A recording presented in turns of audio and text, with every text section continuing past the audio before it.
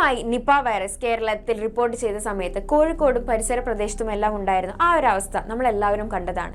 അതിനുശേഷം കഴിഞ്ഞ വർഷങ്ങളിലെല്ലാം Nipah virus നമ്മൾ റിപ്പോർട്ട് ചെയ്തിരുന്നു എങ്കിൽ പോലും ആദ്യത്തെ തവണ ഉണ്ടായിരുന്ന അത്ര ഒരു ഭീകര അന്തരീക്ഷം നമുക്ക് പിന്നീട് ഉണ്ടായിട്ടില്ല. അതിനുള്ള റീസൺ എന്ന് പറയുന്നത് നമ്മുടെ എക്സ്പീരിയൻസും അതേപോലെ തന്നെ നിപയെ പ്രതിരോധിക്കാനുള്ള നമ്മുടെ അനുഭവ സമ്പത്തും അതേപോലെ തന്നെ സംവിധാനങ്ങളും തന്നെയാണ്. ഇപ്രാവശ്യം വീണ്ടും നമുക്ക് കേരളത്തിൽ നിപ വൈറസ് റിപ്പോർട്ട് ചെയ്തിരിക്കുകയാണ്. കഴിഞ്ഞ ദിവസങ്ങളിലായി 14 വയസ്സുള്ള ഒരു കുട്ടിയാണ് നിപ വൈറസ് ബാധിച്ചിട്ട് മരിച്ചിട്ടുള്ളത്.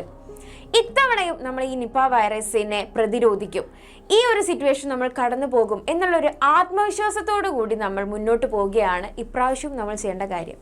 അപ്പം നിപ വൈറസിനെ കുറിച്ച് ആലോചിച്ച് ഭീതിയല്ല നിങ്ങൾക്കുണ്ടാവേണ്ടത്, പകരം മുൻകരുതലുകളാണ് നിങ്ങൾ എടുക്കേണ്ടത്.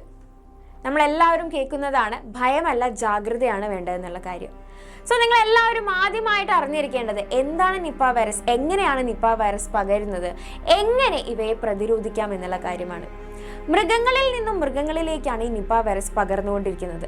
വവ്വാലുകളിൽ നിന്നും പന്നികളിൽ നിന്നുമെല്ലാം നിപ വൈറസ് മനുഷ്യരിലേക്ക് എത്തുന്നു.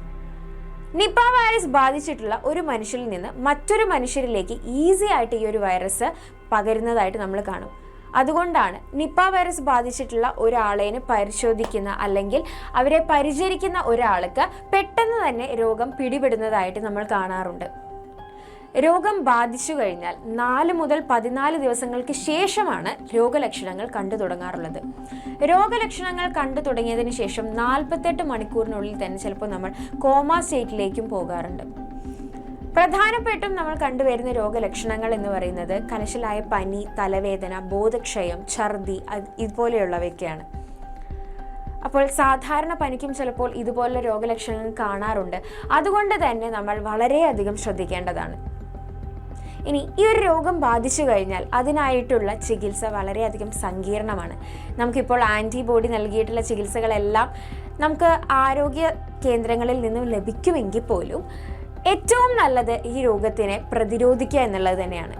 ഈ ഒരു രോഗം വരാതിരിക്കാനും ഈ ഒരു രോഗത്തെ പ്രതിരോധിക്കാനും നമ്മൾ എടുക്കേണ്ട മുൻകരുതലുകൾ എന്ന് പറയുന്നത് വവ്വാലുകൾ കൂടുതലായി കാണപ്പെടുന്ന സ്ഥലങ്ങളിൽ പോകാതിരിക്കുക, വവ്വാലുകൾ കഴിച്ചിട്ടുള്ള പഴങ്ങൾ കഴിക്കാതിരിക്കുക, അതേപോലെ തന്നെ സാമൂഹിക അകലം പാലിക്കുക, എപ്പോഴും മാസ്ക് ധരിക്കുക, നന്നായി കൈകൾ വൃത്തിയാക്കിക്കൊണ്ടിരിക്കുക, അത് സോപ്പ് ഉപയോഗിച്ചിട്ടോ സാനിറ്റൈസർ ഉപയോഗിച്ചിട്ടോ കൈകൾ നന്നായിട്ട് കഴുകിക്കൊണ്ടിരിക്കുക എന്നൊക്കെയുള്ളതാണ്. അപ്പോൾ നമ്മൾ കുട്ടികളാണ് ഏറ്റവും അധികം ശ്രദ്ധിക്കേണ്ടത്. ഈ ഒരു വിവരം നിങ്ങൾക്ക് അത്രയധികം അത്യാവശ്യമായിട്ടുള്ളതാണ്, ഇമ്പോർട്ടൻ്റ് ആയിട്ടുള്ളതാണ്. സോ നിങ്ങളുടെ എല്ലാ ഫ്രണ്ട്സിലേക്കും ഈ ഒരു വീഡിയോ എന്തായാലും എത്തിക്കണം. ബിക്കോസ് നമ്മുടെ ആരോഗ്യത്തിൻ്റെയും നമ്മുടെ ജീവിതത്തിൻ്റെയും കാര്യമാണ്, നമ്മുടെ ജീവൻ്റെ കാര്യമാണ്. അപ്പോൾ ഭയമല്ല മക്കളെ, ജാഗ്രതയാണ് വേണ്ടത്. ഈ ഒരു വീഡിയോ നിങ്ങളുടെ എല്ലാ ഫ്രണ്ട്സിലേക്കും ഷെയർ ചെയ്യുക. അതേപോലെ തന്നെ സേഫ് ആയിരിക്കാനായിട്ട് ശ്രദ്ധിക്കുക.